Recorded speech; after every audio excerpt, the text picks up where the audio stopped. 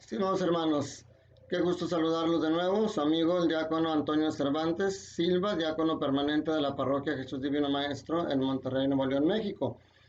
Como todos los días, vamos a reflexionar las lecturas de la Santa Misa del día de hoy, que es el último día de la Pascua.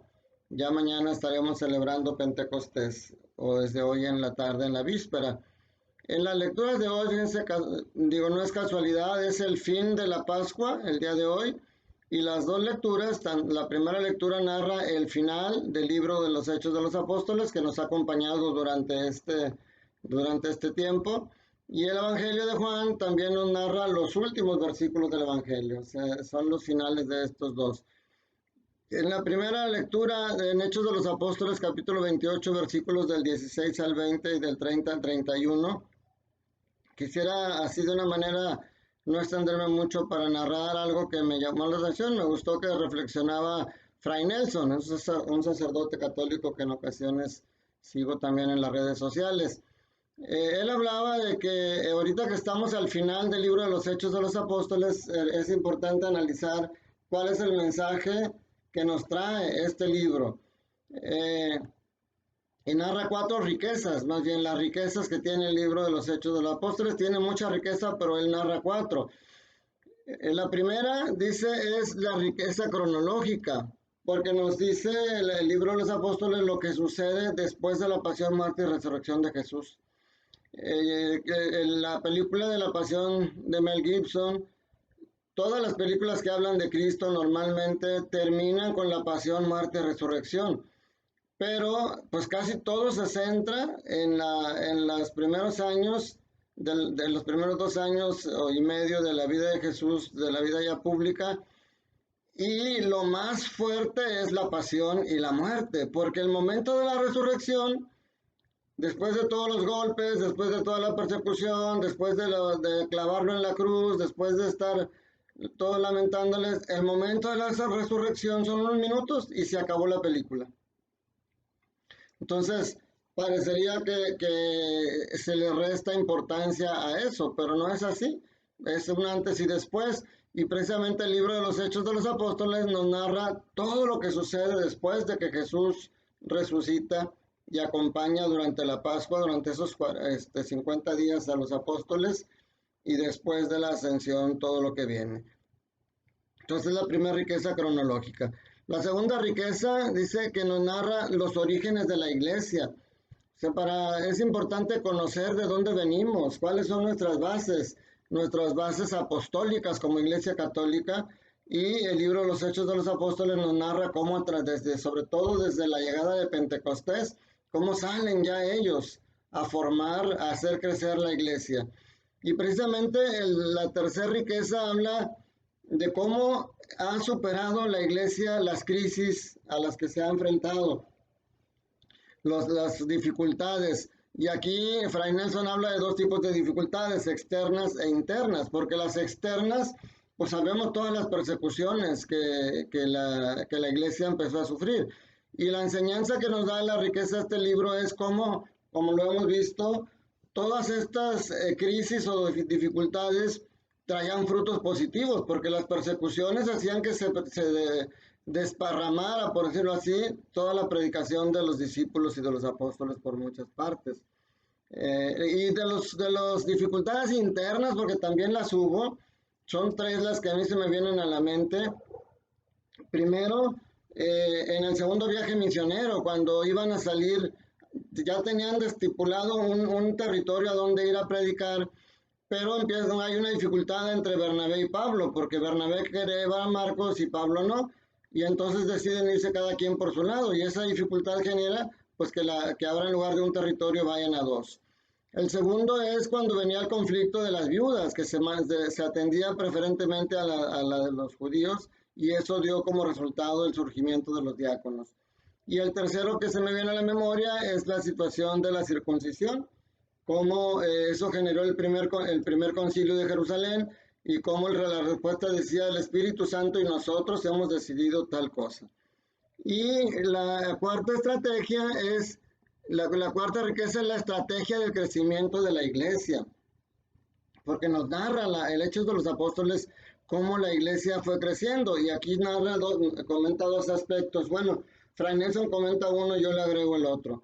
Lo que comenta Fray Nelson es que la estrategia de la iglesia era el hacer comunidades.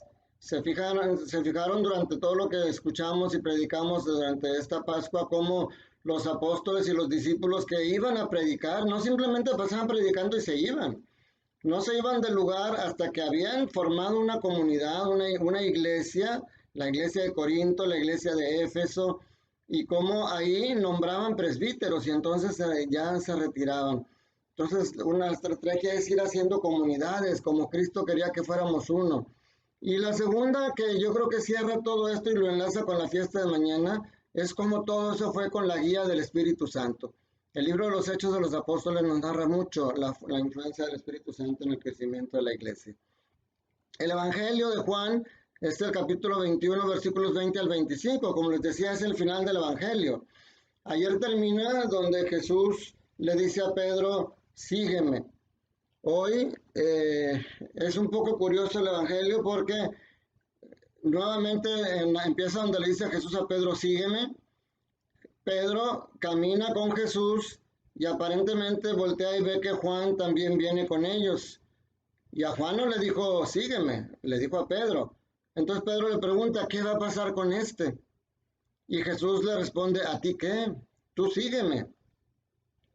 El principal tema que aquí reflexionan la mayoría de los sacerdotes o de las reflexiones que estuve leyendo hablan acerca de la envidia, de lo peligroso y qué es la envidia, porque como que Pedro decía, oye, tú me dijiste que yo te siguiera y ¿por qué? Aquí viene una pregunta, mis hermanos. Ustedes han escuchado hablar de la envidia de la buena. La envidia es uno de los 7 pecados capitales, porque normalmente es la madre de donde nacen otros pecados. Pero, ¿existe realmente envidia de la buena? Yo escuché a un obispo en una plática que tuvimos los diáconos permanentes y las esposas, y que nos dio una plática este obispo, y él hablaba de la santa envidia. Al hablar de uno de los santos padres y de las cualidades que tenía, él decía, tengo una santa envidia por la santidad que este padre alcanzó. Entonces aquí eso se pone un poquito más. ¿Existe envidia de la buena? ¿Existe santa envidia? Vamos a leer la definición de envidia que viene en el diccionario, fíjese, vienen 2 definiciones. Dice, es el sentimiento de tristeza o enojo que experimenta la persona que no tiene o desearía tener para sí sola lo que otra persona posee. Yo creo que ahí no hay vuelta de hoja. Ese es un grande pecado. Cuando a mí me da tristeza o enojo los éxitos o las cosas que los demás tienen o que los demás hacen y genera en mí sentimientos negativos. Ese es un pecado muy grave porque entonces yo no solamente voy a estar deseándole el mal a la otra persona, sino que voy hasta alegrarme de las malas que le sucedan a esa persona. Y eso corroe mi corazón, un corazón lleno de esa envidia que se entristece y se enoja por la felicidad de los demás, le impide buscar su propia felicidad. Dice otra definición, es el deseo de hacer o tener lo que otra persona tiene. Esta definición, si se fijan, no habla de sentimientos, no, es el deseo de tener o de hacer lo que otra persona tiene o hace. Aquí entra el ejemplo que yo le escuché a este obispo. ¿Cómo quisiera tener la santidad que tiene tal padre de la historia?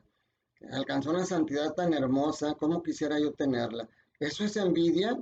De acuerdo a la definición, pudiera ser lo que le llamaríamos envidia de la buena.